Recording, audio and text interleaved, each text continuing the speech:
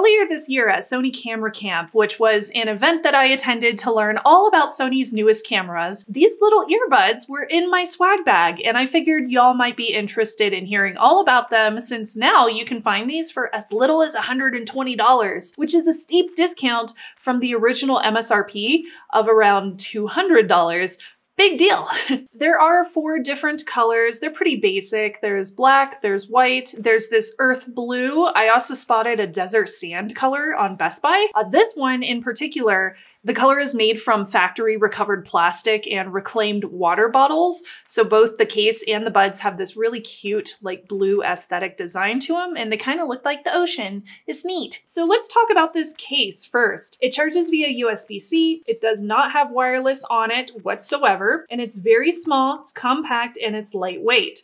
It's got this really nice soft touch to it and a magnetic closure to keep your earbuds safe whenever you're charging them internally. The earbuds themselves also magnetically attach in their charging ports, and whenever you're unboxing these, you will also get a USB 2.0 to USB-C cable, as well as 3 different ear tips, as well as the pre-installed medium size. Now, I highly recommend taking some time to test the fit of each of these sizes to find your best one. The Sony Headphones Connect app includes a fit test, which will help with this. Using the perfect size ones can help with the ANC quality. I have some memory foam ear tips that I prefer over these, but the silicone is just fine. Now, I have dedicated this channel to bringing you really in-depth tech content. So if you want those pro tips that I drop every single week, a quick click of the subscribe button tells me what content you want to see more of. And a huge shout out to Ish the Stomach for buying me some coffee over at buymeacoffee.com/snubs,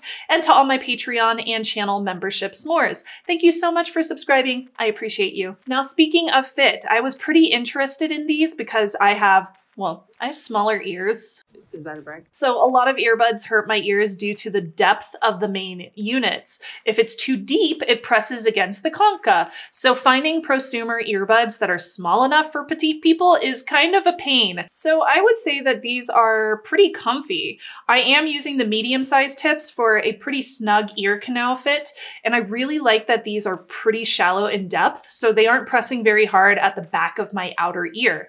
And I do find that they are lightweight enough that they aren't too noticeable in the ear. The earbuds are IPX4, which means that they have light sweat resistance, basically. I also noticed that they really stay in place. Even when I'm shaking around and trying really, really hard to get them to fall out, they stay in. They're quite sturdy. I was able to get about 6 hours of battery life out of just the headphones on a full charge, and another 14 hours from the case, which is exactly what Sony is expecting from these. The full charge time for the buds is 2 hours and 3 hours for the case, but you can get an hour of playtime off of just a 5-minute charge, which I totally did when I first got these out of the box. So let's have a quick chat about the sound quality. Now, side note, I have to tell y'all, I just bought this pretty swanky vinyl record player, and I got some Daft Punk records, and I am really getting a good grasp on high quality audio. So I'm educating myself on the audiophile way to analyze audio equipment. Unfortunately, I don't have any LDAC music to listen to locally, so we're using AAC for this review. I am connected to my Samsung S23 Ultra via the supported Bluetooth 5.2.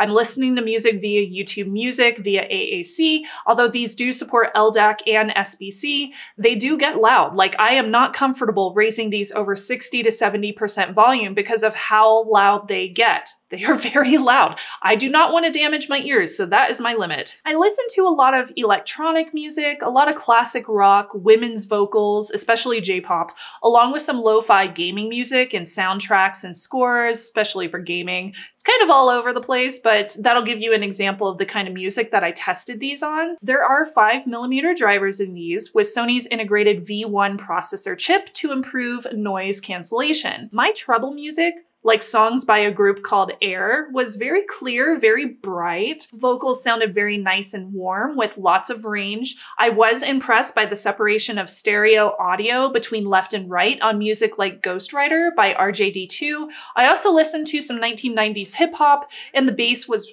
really good. It did not get all muddy. It was pretty clear and quite pronounced. My cousin has a band, it's called Night Spins, out of New York, and his band was great to listen to. I could clearly hear all the instruments. I could hear his voice. It was very warm. It never felt harsh. It didn't sting my ears or anything. Also, when he hit those stronger, higher chords, those sounded very, very clear. And the guitar was really bright too. I really enjoyed listening to the guitar when I was listening to Night Spins. Unfortunately, there's no low latency modes, but honestly, I was watching podcasts or YouTube videos and I noticed very, very little lag between videos and the audio. I prefer just having playback options for the tap controls. And there are tap controls on here, so when you put them in your ears, you can definitely tap to play back. Oops, I put them in the wrong ears. I should check which ear I'm putting my earbuds in before I'm actually putting them in my ears. So I do prefer having playback options for the tap controls. So I did change the left earbud to have playback controls instead of controlling the noise cancellation. There is no swiping on the touch sensors like back and forth, just tapping or holding, but you can do some slight adjustments to what they do in the application itself. The proximity sensors work really great. So if I'm listening to something right now, I can take my earbud out and it will pause my music, which is so nice. So those work great. Removing either earbud will pause your music and it starts right back up whenever you put your earbuds back into your ears.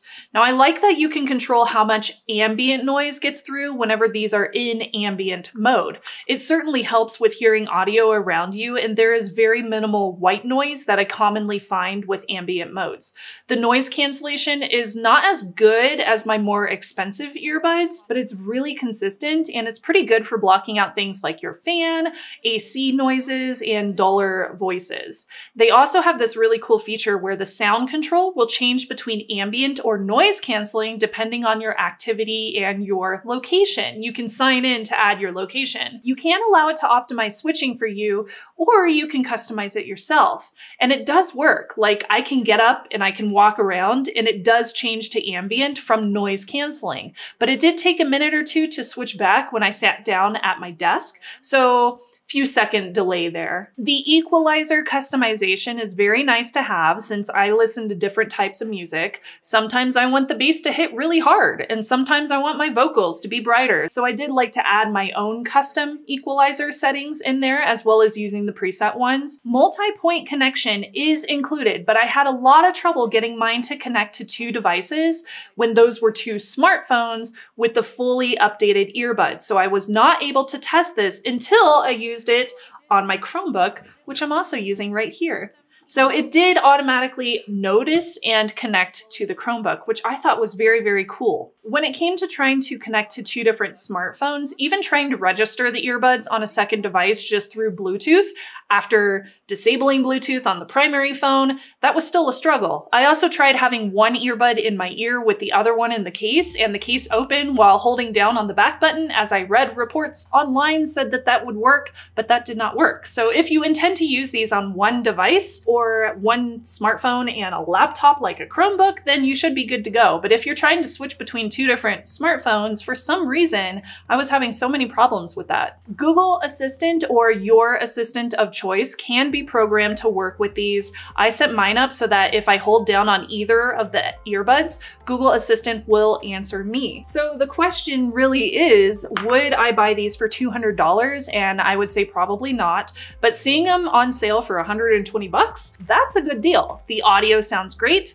They last on a charge for a very nice long time, and I would just want maybe a little bit stronger ANC. Wireless charging would be awesome because I do use a wireless charger for my earbuds, and maybe some more touch controls like swiping up or down to raise or lower the audio. I think that these are a solid buy for $120 or anything under like $150, but I would love to know if you agree. Comment down below, and do you have any interest in me reviewing my new vinyl record player? I've been using it a lot and I love it and I think it's so cool, and technically it is tech. I can plug it in and record audio from vinyls into a computer, so there is that. Anyway, thank you so much for watching and for subscribing, and I'll see you next time. Bye y'all.